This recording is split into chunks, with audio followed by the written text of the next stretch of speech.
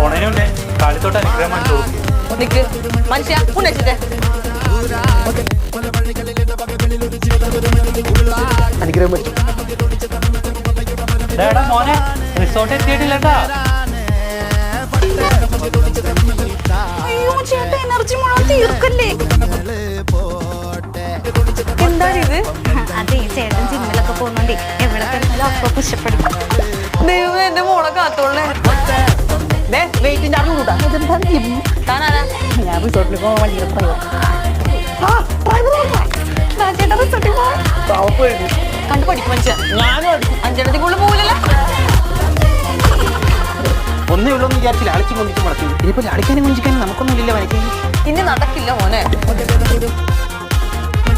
അയ്യോ അച്ഛനൊരു 10 മാസം വെയിറ്റ് ചെയ്താൽ മതി. ഇല്ല ശരി കണക്ക് തെറ്റി. ഇനി 7 മാസം.